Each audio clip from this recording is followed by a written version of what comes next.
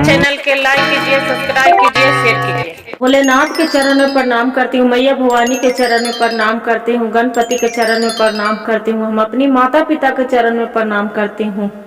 मेरा प्रणाम स्वीकार हो प्रभु, मेरा प्रणाम स्वीकार हो।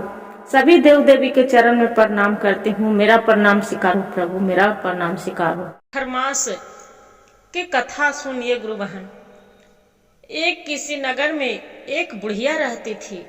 बुढ़िया रोज पूजा पाहुर करती थी, नित्यम दिन भगवान के पूजा करती थी, तुलसी सेवती थी, कार्तिक स्नान करती थी।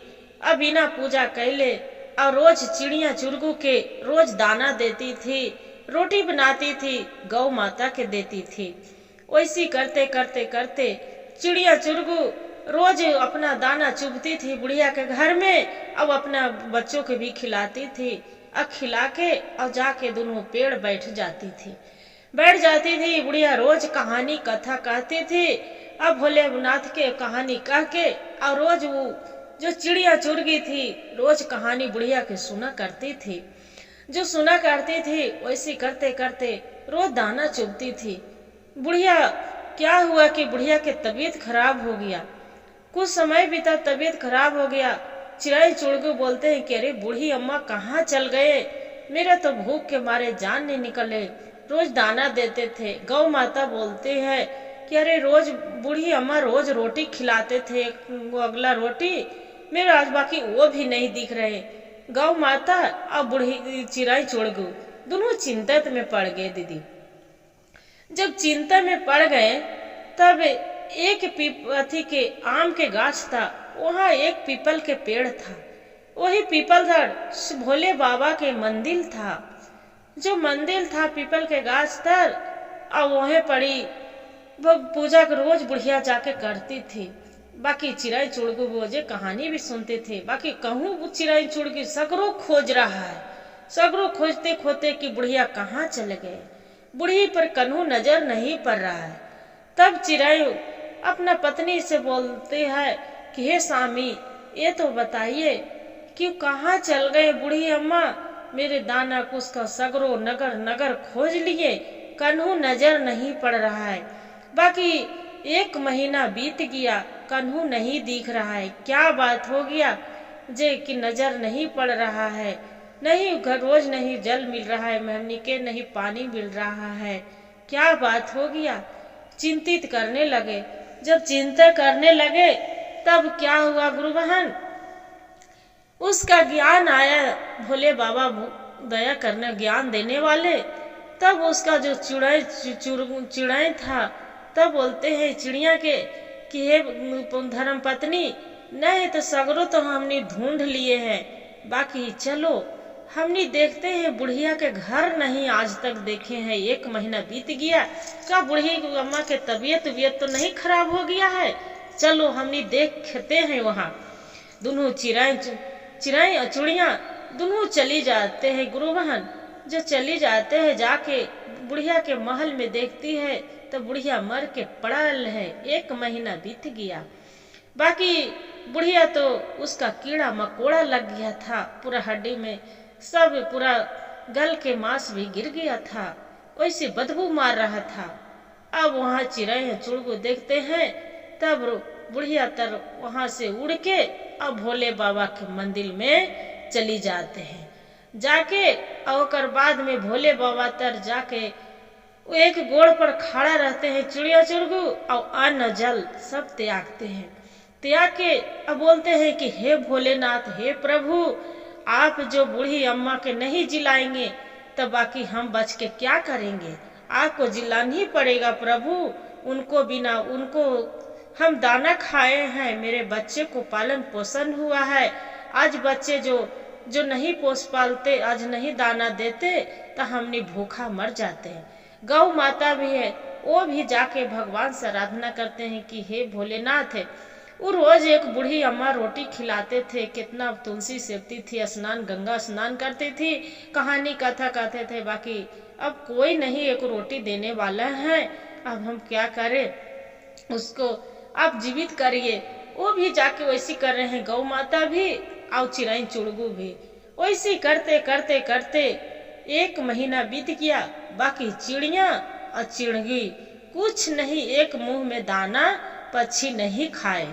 जब पक्षी नहीं खाए, अब दोनों मरने वाला बोलते हैं कि हे भोलेनाथ, अब तो मेरा प्राण जाने वाले हैं। 1 महीना बीत गया, बाकी आप दर्शन नहीं दिए हैं। बाकी आप ही को नाम पर हम अपना बूढ़ी अम्मा को जब तक नहीं जिलाएंगे, जब तक हम प्राण दे देंगे। आजकल में मेरा प्राण अब चली जाएंगे। तब माता पार्वती अब भोलेनाथ कैलाश पर्वत पर बैठे थे दीदी। तब माता पार्वती बोलते हैं कि हे स्वामी, आप देख रहे हैं कुछ हो, उतनी सुन छोटी को चिड़िया है जो बूढ़ी अम्मा के लिए कितना वो अथी कर्तव्य कर रहा है कि 1 महीना उसका अन्न दाना पानी के बीत गया है। उस चिड़िया मरेगा कि बचेगा? उसका प्राण आयल है एकदम मुंह पर, वो कल प्राण उसका टूट जाएगा। आप प्रभु वो एक चिड़िया होके आपको भी चुनाई चुड़गो दुनू पति पत्नी और गौ देखिए तो आपको आराधना करें। आपको दया मया नहीं लग रहा है? स्वामी आप दया करिए, चिड़ै पर प्रकट होइए, सामने होइए। तब भोलेनाथ बोलते हैं कि देवी आप तो हैं कि सबको कोई भी वैसा विधि के विधान कौन मिटता है? जो कर्म के लिखा रहता है कौन मिटता है? बताइए। कोई मरल आदमी भला जिंदा हो सकता है? कैसे हम जिलाएंगे? बोले कि नहीं स्वामी, हम नहीं जानते हैं कुछ, आपको दोनों के दर्शन देना ही होगा। तब इतना बात सुन के दीदी तब भोलेनाथ चिड़िया तरह आके दर्शन देते हैं। बोलते हैं क्या हुआ, क्या इसलिए तुम इतना कष्ट कर रहे हो? क्या बात है, क्या मांगना चाहते हो? तब बोलते हैं चिड़िया चुरगी कि हे स्वामी, आप तो जगत्तर के रखने वाले हैं, दुनिया के तीनों लोक के मालिक हैं। आप प्रभु ई बूढ़ी अम्मा के जीवन दान दे दीजिए। उनको हम दाना खाए हैं, मैं उन्हीं को दाना खा के बच्चे को पालन पोषण किए हैं। अब हम भी दाना खाकर इतनी बड़ी हुई हूँ। रोज बूढ़ी अम्मा रोज दाना देती थी, रोज कहानियां सुनाती थी, पूजा करती थी। आज कोई नहीं कहानी कहने सुनाने वाले हैं और नहीं मेरा दाना देने वाला है। बच्चे को हम जीवित कैसे रखें? हे प्रभु, उसका बूढ़ी अम्मा के जीवित करना ही होगा।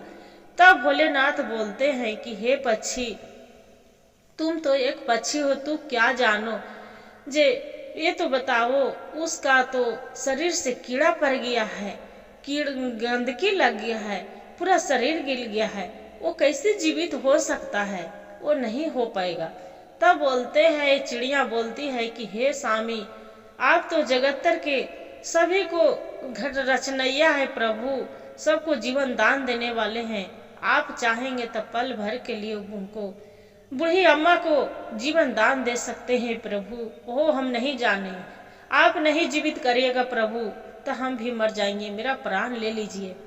तब इतना बात जो भोलेनाथ सुनते हैं, तब तुरंत बूढ़ी अम्मा के वो जो कीड़ा मकोड़ा लगल था हटा के अब उसका गंगा जल अपना कमंडल से छींटते हैं। बूढ़ी अम्मा उठ के बैठ जाती, हर हर महादेव, हर हर महादेव, हर हर महादेव करते ओम नमः शिवाय, ओम नमः शिवाय, ओम नमः शिवाय के नाम जपते माला गुरु बहन उठ के तब देख रहे हैं कि उन्हें प्रभु भोलेनाथ है सामने खड़ा और उन्हें चिड़िया और चिड़गी दोनों खड़ा है। बोलते हैं कि बूढ़ी अम्मा की मेरे तुम क्यों जिलाए हो जी, हम तो मुँह गई थी, मेरे क्यों जिंदा किए? तब भोलेनाथ बोलते हैं कि अरे आप इसका दाना पानी देते थे, उसी को चलते इसी को कहले पर आपको नया जीवन मिला है, दान मिला है। जे एक चिड़िया मत समझिए, ये तुम्हारा बेटा और बहू के तरह है, से देखो तो इतना तो बेटा बहू भी नहीं करते। इतना कह के भोलेनाथ से बुढ़िया अम्मा बोलती है कि हे प्रभु, आप तो दर्शन दे दिए, बाकी मैं तो एक बुढ़ापा के शरीर है, हम जी के कितना दिन जिएंगे प्रभु, आप तो मृत्यु भी अब नहीं दे सकते हैं। बाकी हाँ, आप ये जो चिड़िया है चिड़गू है, एकरा ऐसा कर दीजिए भोलेनाथ कि इसका सब पूजा करे। पक्षी को पूजा करते हैं ना, पक्षी व्रत, इसका सब पूजा करे। इतना कह के अब भोलेनाथ बोलते हैं कि तथास्तु। करके प्रभु तो अब चली जाते हैं अपना कैलाश पर्वत पर। फिर बुढ़िया कहती है चिड़िया चुराएंगे के कि हे बेटा, तुम तो बेटा बहू है, तुम इधर उधर भटकने से कोई जरूरत नहीं है, तुम्हें मेरा साथ रहना, आपको हम जो खाओगे जो खिलाओगे आप ही मेरा घर में खाना खाना और मेरे ही घर में रहना।